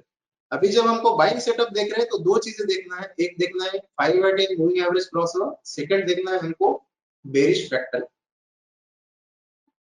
तो इसका हमने एग्जांपल दिखाया, वही सेम जेएमएम पी फॉर्डलर का चार्ट कंटिन्यू करेंगे. तो इसमें आप देखेंगे अगस्त एंड पे यहाँ पे आप देखेंगे दो एवरेजेस है. Red line is 5-day moving average, blue line is 10-day moving average. दोनों का क्रॉस ओवर हो गया. ठीक है. अब सिंपली क्रॉस ओवर पे बाय किया तो एज आई सेड काफी विप्सॉस होते हैं. यहाँ पर भी आप देखेंगे इस फेज में क्रॉस ओवर हुआ था लेकिन उसके बाद में स्टॉक चला नहीं है. राइट. तो कोई यहाँ बाय कर लेगा, फिर स्टॉप लॉस लगाएगा, स्टॉप लॉस हिट हो जाएगा. राइट. तो मूविंग एवरेज क्रॉस ओवर जो है they have got bad name और बदनाम है विप्सॉस की वजह से कि इसमें आप सिंपली सिंपल स्ट्रेटेजी यूज करो तो सक्सेसफुल ट्रेड उतना नहीं होता. तो इसके लिए हमको क्या करना है, क्रॉस ओवर होने के बाद में हमको वेट करना है. ठीक है. कि ये एक बेरिश फ्रैक्टल बना है. अभी इसका मैं आपको सिग्निफिकेंस बताता हूँ. बेरिश फ्रैक्टल का सिग्निफिकेंस क्या है. कई लोगों ने यहाँ से लेके जहां से इसका करेक्शन चालू हुआ तब से लेके कई लोग इसमें बाय कर रहे हैं, कई लोग सेल कर रहे हैं. ठीक है. जिन्होंने बाय किया था तो बहुत सारे लोग फेड अप हो जाते हैं. Right. And then they try to exit their position. तो उस वजह से ये बेरिश फ्रैक्टल बनता है कि यहाँ पर प्राइस चल रहा है अराउंड 3900. यहाँ पर जब प्राइस गया तो ये हाई था 4380 का. ठीक है. तो यहाँ पे जिन्होंने पेशेंस खो दिया या जो सेलर था उन्होंने वहां पे सेलिंग करी तो उसके वजह से स्टॉक नीचे आ गया. Right.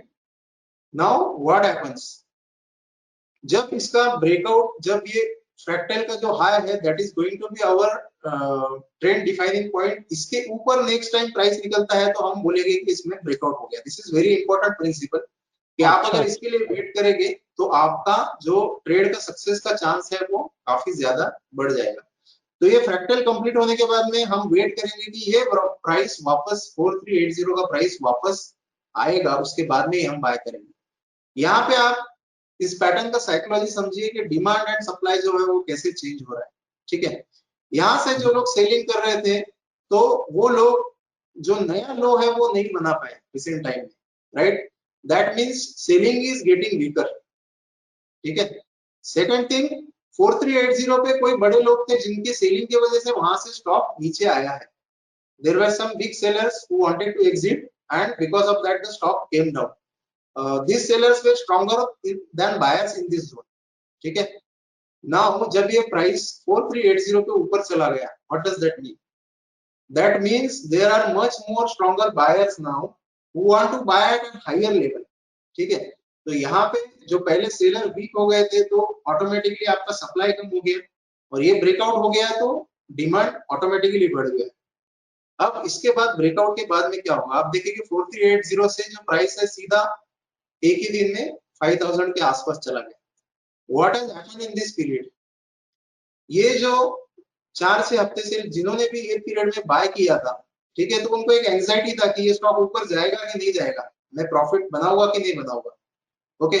So because of this price moving higher now psychology they are because psychologically they have become comfortable कि चलो अभी मैं प्रॉफिट में, अभी तो बेचने का कोई जल्दी नहीं है और थोड़ा प्रॉफिट में भी मैं रुक सकता हूँ. What has that created? That has reduced the supply. ठीक है. तो ये लेवल पे बेचने वाले कम लोग हैं. सेकंड थिंग कई लोग इसको ये सिचुएशन में मॉनिटर कर रहे होंगे, जैसे 4500 से करेक्ट हो रहा है और ये आज 4000 तक. और किसी ने डिसाइड किया मैं 3800 पे बाय करूंगा या मैं 3500 पे बाय करूंगा, तो they will be waiting for their price, ठीक है। और जब उन्होंने देखा कि प्राइस जो है वो 5000 हो गया, ठीक है, तो मेरा प्राइस तो आया नहीं, तो that time some of those people will become desperate, ये स्टॉक जो है मेरे हाथ से छूट जा रहा है, right, and then they will try to enter at the higher price. So automatically once the price has moved above this fractal, automatically demand supply जो अभी तक बैलेंस में चल रहा था, it has shifted in the favour of buyers, it has shifted in the favour of bulls, ठीक है। तो इसके बाद में आगे चल के आपका डिमांड ऑटोमेटिकली बढ़ने वाला है, सप्लाई जो है वो ऑटोमेटिकली कम होने वाला है, क्योंकि जो लोगों के पास में स्टॉक है they are comfortable, they are not going to sell, जिनको बाय करना है वो और एग्रेसिव हो गए, they are going to buy at higher level, automatically this trend will fuel. हम सोचते हैं कई बार कि ट्रेंड क्यों बनते हैं या क्यों चलते हैं, तो there is this basic demand supply dynamics, कि आपका डिमांड ज्यादा है, सप्लाई कम है, तो प्राइस जो है वो बढ़ती जाएगी, जिनको खरीदना है उनको एग्रेसिव होकर बाय करना पड़ेगा और प्राइस ऊपर चली जाएगी। तो this is confirmation of our breakout, यहाँ पे हमारा एंट्री होगा, आप डायरेक्ट ब्रेकआउट पे बाय कर सकते हैं, आप पुलबैक पे बाय कर सकते हैं, आपके जो दर्शक है वो अपना जो एक्सपीरियंस है अपना कंफर्ट लेवल के हिसाब से डिसाइड कर सकते हैं। दोनों का एडवांटेज डिसएडवांटेज बता देता हूँ आपको। अगर ब्रेकआउट में बाय करते हैं तो 100% एंट्री इज गारंटीड, कि आपको उसमें स्टॉक में एंट्री मिलने ही वाला है, ठीक है। डिसएडवांटेज ये है कि हमारा जो रिसर्च है उसके हिसाब से 70 to 80% of the time breakout होने के बाद में थोड़ा सा प्राइस उसके नीचे आता है, तो यहाँ पे 4380 पे अगर ब्रेकआउट हुआ तो इट इज पॉसिबल कि प्राइस वापस 4300 या 4250 के आसपास आएगा, तो आप पुल बैक में एंट्री करते हो तो आप अपने एग्जीक्यूशन कॉस्ट जो है बचा सकते हैं। डिसएडवांटेज आपका अगर जो ब्रेकआउट बहुत तेजी से चल रहा है वो मिस हो जाएगा, so you have to take decision based on your appetite कि आपको ब्रेकआउट पे बाय करना है या पुल बैक के लिए वेट करना है। ओके, एंट्री होने के बाद में हम लगाएंगे stop loss. Stop loss is must for every position to protect against big loss. जैसे मैंने बताया कि कोई स्ट्रेटजी 100% है नहीं, तो इसमें फेल्ड ब्रेकआउट का भी चांस है कि जस्ट आपको एंट्री कंफर्म किया और उसके बाद में कंटिन्यूअसली स्टॉक नीचे जा रहा है, तो for protection we need a stop loss. Stop loss जो है वो काफी केयरफुली चूज करना है। कई लोगों का रहता है कि बहुत टाइट स्टॉप लॉस लगाते हैं, तो आपको मार्केट का जो नेचुरल फ्लक्चुएशन रेंज है उसमें स्टॉप लॉस नहीं लगाना है, वो स्टॉप लॉस खा जाएगा। लोग कंप्लेंट करते हैं कि मेरा स्टॉप लॉस हिट हो गया उसके बाद में ऊपर गया, तो अगर आप गलत स्टॉप लॉस जगह पे स्टॉप लॉस लगाओगे तो इट इज क्वाइट पॉसिबल कि मार्केट आपका स्टॉप लॉस खा जाएगा और वहां से निकल जाएगा। तो इसमें हमको इनिशियल स्टॉप लॉस क्या लेना है, तो लास्ट 10 दिन का जो लोएस्ट प्राइस है, मतलब 2 वीक्स कि जहां से मार्केट ने बॉटम बनाया और वहां से उसका न्यू अपट्रेंड चालू हुआ, तो वहां पे हम 10 डेज लो है उसमें हमारा स्टॉप लॉस लेंगे। एक बार इनिशियल स्टॉप लॉस सेट हो जाए और फिर हमारे फेवर में स्टॉक चलने लगे आफ्टर से अ वीक और 2, then you have to move the stop loss in trade direction, this is called trading stop loss. तो हमको स्टॉप लॉस ट्रेड करना है ताकि जो भी प्रॉफिट है, मान लो हमको 100 रुपीज प्रॉफिट है तो एटलीस्ट उसमें का 50 60 70 रुपीज प्रॉफिट तो कैप्चर होना चाहिए, so that we don't move lose the whole profit that we are getting. So this is called trading stop loss. What we use for trailing stop loss, trailing stop loss की बहुत सारे अलग अलग method है, जैसे pivot point trail है, parabolic SAR है। We use ATR band based on our experience because for us it has given very good result, right. तो यहाँ पर हमारी 4380 पे एंट्री कंफर्म होगी। उसके बाद में जो 10 डे लो या 2 वीक लो था 3938, इसको हमने स्टॉप लॉस लगा दिया। द डिफरेंस इज अराउंड 10%, तो ये ट्रेड में हमारा रिस्क जो है वो 10% का हो गया। We will be expecting that we should get at least 2 R, that is 2 times of risk, तो हम इसमें एक्सपेक्ट करेंगे कि 20% तो हमको इसमें मूवमेंट मिलना चाहिए, ठीक है। उसके बाद में इनिशियल स्टॉप लॉस सेट करने के बाद में ट्रेलिंग स्टॉप लॉस यूज करना है, तो इसके लिए ये जो आप 3 लाइनें देख रहे हैं ये एक इंडिकेटर है, this is called Keltner channel. तो केल्टनर चैनल क्या होता है, बेसिकली इसमें 3 लाइन जो होती है, इसमें सेंटर होता है हमारा सिंपल मूविंग एवरेज, तो जो सेंटर का लाइन है that is a 10 day moving average, ठीक है। और उसके ऊपर की और नीचे की लाइन है that is a 180 AR difference from moving average. तो सेंटर लाइन जो है उससे एक ATR ऊपर लगा दिया तो अपर बैंड बन गया, एक ATR नीचे सब्सट्रैक्ट कर दिया तो लोअर बैंड बन गया। So for trading purpose we can simply use this lower line, ये लोअर लाइन के नीचे जब भी बंद होगा, ठीक है, तो उस दिन हम ये पोजीशन जो है इसमें से एग्जिट हो जाएगी। इसका एडवांटेज क्या है, देखिए आपका इनिशियल स्टॉप लॉस यहाँ पे था 39 समथिंग 80, अभी आप करंट प्राइस देखोगे इसका तो it is around 5400, right, and your entry was at 4,300. So almost 20% of the profit is assured in this trade now using this trailing stop loss. तो अगर आपका stop loss hit भी हो जाता है तो भी आप इसमें 20%, ठीक है। कुछ केस में ट्रेंड फॉलोइंग में जैसे प्योर जो ट्रेंड फॉलोअर रहते हैं तो they never take profit based on target और based on any exit signal, they will keep on trailing. जब तक हमारा ट्रेलिंग स्टॉप लॉस हिट नहीं होगा तो तब तक हम उसको होल्ड करेंगे। लेकिन रियल में ऐसा होता है कि कई बार बहुत सारा प्रॉफिट दिखता है बट वहीं पे मूवमेंट खत्म हो जाती है और फिर स्टॉप लॉस जो है वो काफी नीचे आके हिट होता है तो you lose lot of open profit, और काफी रिग्रेटिंग रहता है ट्रेडर के लिए कि इतना सारा प्रॉफिट देख रहे थे और उसमें से मेरा सब्सटेंशियल प्रॉफिट चला गया। So for that we use a combined exit strategy. Now coming to exit determines outcome of all trades. 10 अलग-अलग ट्रेडर है, उन्होंने एक ही जगह एंट्री लिया है but all of them are going to have different outcome of that trade because everyone is going to exit at different place unless they are using the same exit strategy. तो same trade है, same movement है, पर सब लोगों के result अलग-अलग है क्योंकि हर एक ने एग्जिट स्ट्रेटेजी जो है वो अलग यूज किया। So exit determines outcome of all your trade. This is the most important and most neglected part of the strategy. Maximum लोग जो है वो एंट्री के पीछे लगे रहते हैं, but more important than entry is your exit signal and your position sizing. तो मैक्सिमम जो बल्क प्रॉफिट है वो आपका पोजीशन साइजिंग और एग्जिट सिग्नल में बनता है। This is more important than entry.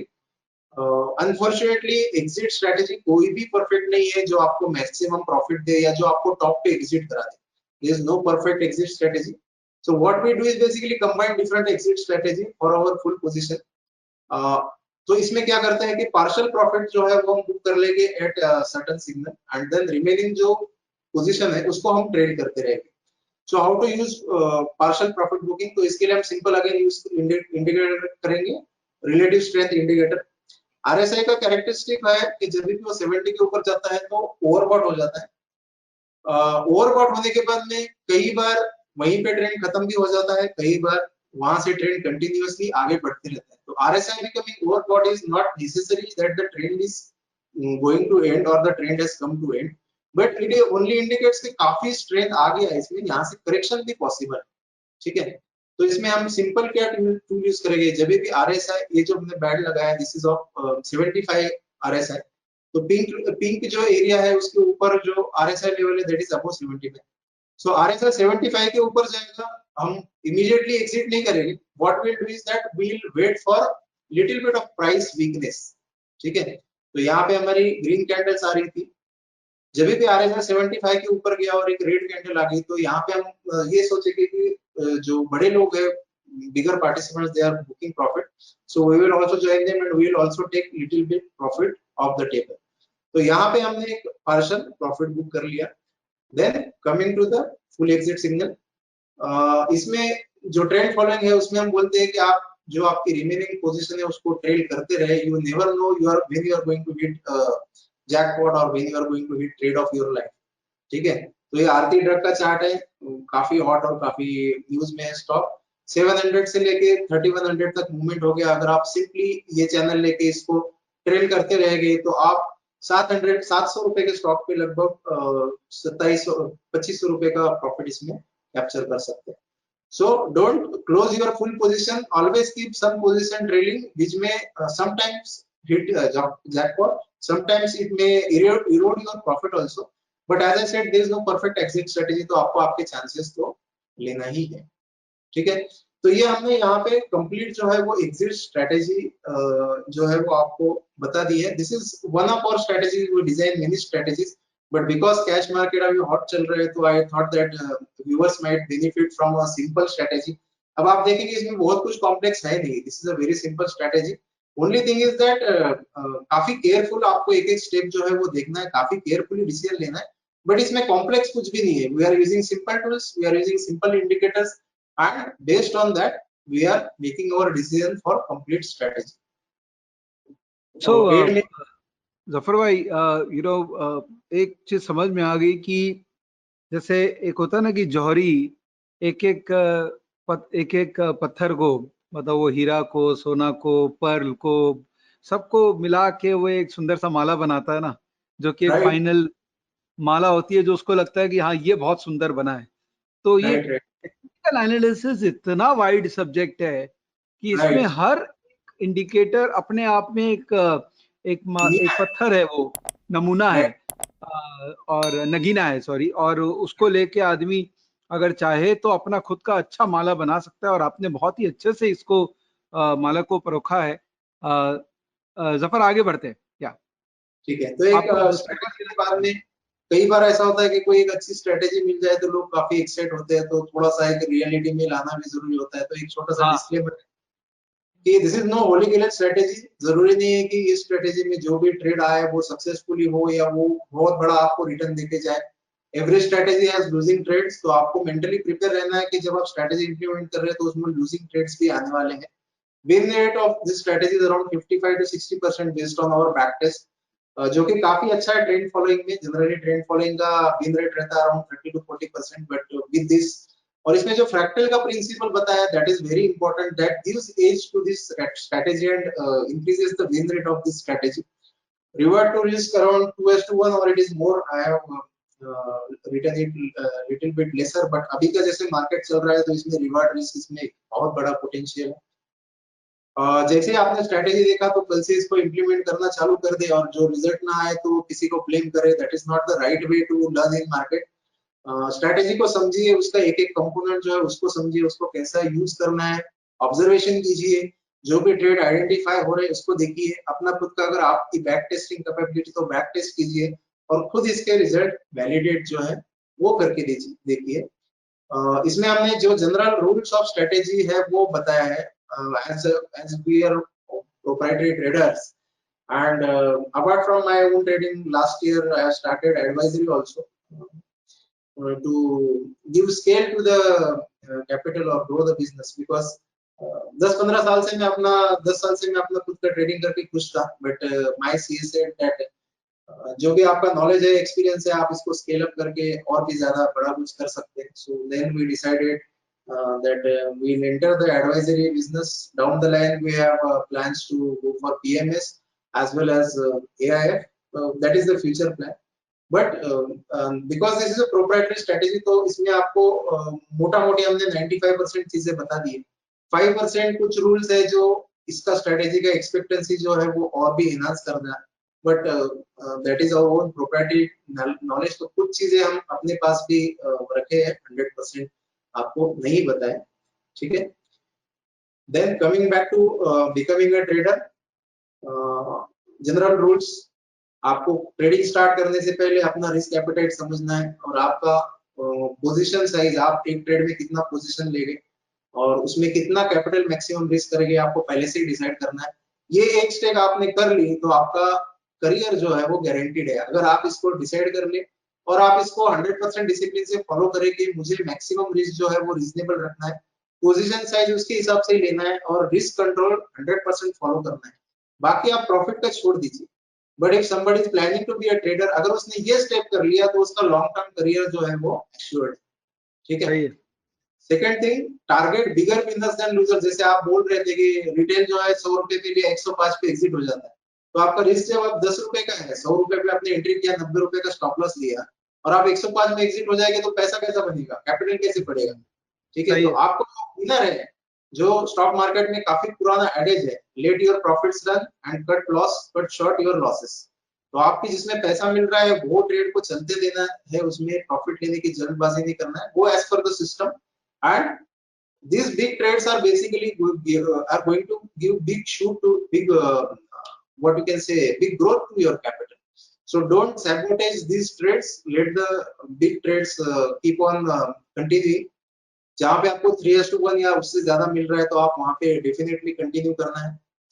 जब भी आप ट्रेड कर रहे हैं, prepare for all 4 possible outcome. ये नहीं कि आप ट्रेड ले रहे हैं तो आप प्रॉफिट का एक्सपेक्टेशन रखेंगे, फिर उस दिन निराश हो जाएंगे, घर पे शाम को शांति से बैठेंगे, किसी से बात नहीं करेंगे। No, when you are taking a trade, there is always a chance that trade will go against you.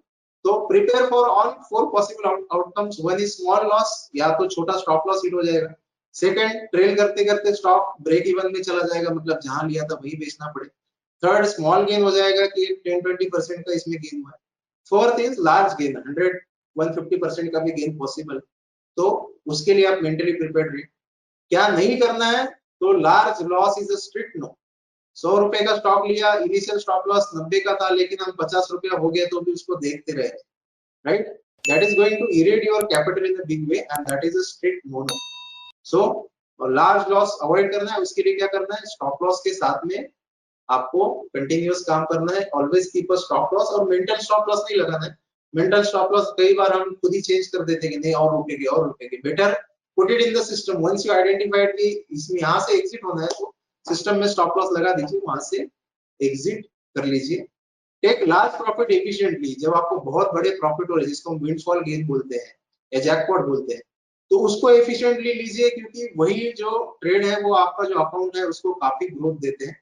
तो ऐसा नहीं कि बहुत बड़ा प्रॉफिट जो कभी नहीं देखा उतना मिल रहा है तो ले लो, उसको भी आप सिस्टमेटिकली मैनेज करके, ट्रेड करके, प्रॉपर्ली सिस्टमेटिक वे में लीजिए। And last point, keep your brokerage and transaction cost low. This all eat into your trading profits. तो ब्रोकरेज आपको कम रखना है, ट्रांजैक्शन कॉस्ट कम रखना है, by not doing over trading. कि मार्केट में ट्रेड नहीं है, कोई ट्रेड नहीं मिल रहा है, फिर भी करना ही है trade like an addict. So you have to avoid that. Only trade when there is an opportunity, when the edge is in your favor, so that these unnecessary cost as well as losses are kept in the control. ठीक है, तो यहाँ पे हमारा presentation खत्म हो गया। इसके बाद में हम ट्रेडिंग में जाके जो रिसेंट कुछ स्टॉक्स मूव हुए हैं तो उसमें लाइव देखेंगे 5 मिनट के। उसमें ये जो पैटर्न है ये चल सकता था या नहीं चल सकता। तो मैं यहाँ पे प्रेजेंटेशन खत्म कर रहा हूँ विवेक जी। राइट, सो यहाँ पे देखिए हमारा जो ये लेफ्ट साइड में वीकली चार्ट है जहां से हम स्टॉक सिलेक्ट करने वाले हैं। तो यहाँ पे देखेंगे आप अराउंड 3 वीक्स का यहाँ पे कंसोलिडेशन है। तो हमारा एक क्राइटेरिया मीट हो गया, 3 to 8 weeks consolidation. Second, RSI जो है तो कंटिन्यूअसली 50 के अबव ट्रेड होना चाहिए। तो यहाँ पे हमारा आरएसआई इज कंटिन्यूअसली अबव 50। तो सेकंड क्राइटेरिया मीट हो गया, which tells us that this is a strong stock. अब हम स्टॉक आइडेंटिफाई होने के बाद में उसकी एंट्री के लिए डेली टाइम फ्रेम में जाएंगे। ठीक है, तो यहाँ पे हम देखेंगे कि ये जो दो लाइनें हैं ये 5/10 का क्रॉसओवर है। तो यहाँ पे ये हमको मूविंग एवरेज क्रॉसओवर आया है, और क्रॉसओवर होने के बाद में एक सीलिंग आया है। तो ये जो फैक्टर, ये जो टॉप है वो हमारा एंट्री पॉइंट बन जाता है, जिसको हम बेरिश फ्रैक्टल बोलते हैं। ठीक है, तो यहाँ पे हमने लगा दिया इस हाई के ऊपर 73.10 का जो पॉइंट था वो हमारा बेरिश फ्रैक्टल का हाई था। जब भी प्राइस फ्यूचर में इसके ऊपर जाएगा तो हमारा एंट्री एक्टिवेट होगा। तो 73.10 से एंट्री एक्टिवेट हुआ और वहां से जो स्टॉक चलना चालू हुआ तो it has gone to 200 rupees. What was the risk? 10 day low जो तो वो हमारा स्टॉप लॉस था, that would have come to around 65। तो 8 रुपीस का रिस्क था, और उसके अगेंस्ट हमको यहाँ पर लगभग 130 रुपीस का प्रॉफिट मिल रहा है, which is something like 15 hour kind of trade, right? So this is just one example. Because of time constraint we won't show other examples, but आप देखेंगे जो भी लास्ट 2-3 महीने में बड़े स्टॉक चले हैं तो आप देखेंगे 50-60% केसेस में आपको ये पैटर्न जो है वो ऑब्जर्व। Right, super. सो दोस्तों बहुत सारे एग्जांपल्स हम लोग एक्चुअली देख सकते हैं इसका। तो लेकिन आइडिया ये नहीं है कि दोस्तों कि ये स्ट्रैटेजी कैसा किया है। आइडिया ये है कि आपको एक प्रोसेस बताना था कि इस प्रोसेस के अराउंड में कैसे काम करते हैं, और क्या ये प्रोसेस में काम करके आप पैसा बना सकते हैं कि नहीं बना सकते हैं, और क्या अपना आप सिस्टम आप डिफाइन कर सकते हैं, सिस्टम आप मैनेज कर सकते हैं कि नहीं। तो थैंक यू जाफर, ये प्रोसेस हमको समझाने के लिए और एक तरीका समझाने के लिए कि कैसे सिस्टमैटिक ट्रेडिंग कर सकते हैं, रूल बेस्ड ट्रेडिंग कर सकते हैं। स्पेशली जो इनिशियल में आपने जो बात की, पहला जो आधा घंटा में आपने जो इनपुट दिया कि कैसे आप मेंटली अपने आप को प्रिपेयर करें ट्रेडिंग करियर बनाने के लिए, और फिर आपने उसके बाद कैसे आप साइंस को यूज करें, एक सिस्टम बनाएं ट्रेडिंग करने के लिए। तो बहुत जबरदस्त कंटेंट, बहुत मजा आया, लोगों को बहुत पसंद आएगा। Thank you so much for this दिल से content which you have recorded for us, or I'm sure that people will find value in this. Also, Zafar, maybe people would like to connect with you. So you are active on Twitter. If you can share your Twitter handle also so that people can connect with you. Yeah, so in this slide we have this handle Invesis Capital @Invesis Capital. ठीक है, Okay. तो Twitter पे यहाँ पे लोग follow कर सकते हैं। And if somebody is interested in our advisory तो he can write us at support@invesis.in from where they can connect. Fantastic. Support@investors.com. हो गए दोस्तों, तो मजा आया, बहुत बहुत मुझे तो बहुत मजा आता है। मैं नया चीज सीखा हूँ। एक तो इंडिकेटर मुझे नए अभी पता लगे हैं, तो मैं उसके बारे में स्टडी करने वाला हूँ। देखिए, यही मेरी खास बात है कि मैं हर वीडियो से कुछ ना कुछ लर्निंग ले लेता हूँ। कुछ लोगों को लगता है कि वीडियो स्टार्टिंग से लेके एंड तक हर मोमेंट वीडियो में नॉलेज होनी चाहिए। देखिए, कोशिश वही रहती है, बट कई लोगों के लिए कुछ नॉलेज इंपॉर्टेंट होती है, कई लोगों के लिए कुछ नॉलेज हो सकता है ट्रिवियल नॉलेज भी हो, लेकिन पूरा वीडियो से दो तीन चीजें आप निकाल सकते हैं अगर आप उसको ठीक से सुने। Zafar, thank you so much, really thank you very like much. Talking to you. Let's stay in touch. और और आपके कोशिश करते दर्शकों हैं। को बेस्ट ऑफ लक। अगर उसमें से कोई नया स्ट्रेटेजी बनाना चाह रहे हैं या प्रॉफिटेबल करियर के लिए सोच रहे हैं, तो best wishes to them and best wishes to you also. आज गणेश चतुर्थी है, आपका आने वाला साल, आपके दर्शकों का साल बहुत बहुत शुभ जाए। आपका भी, आपका भी, thank you so much. Okay thank दोस्तों, बाय बाय। चैनल को लाइक जरूर करिएगा दोस्तों। Bye bye, take care. Bye bye Zafar. Bye bye.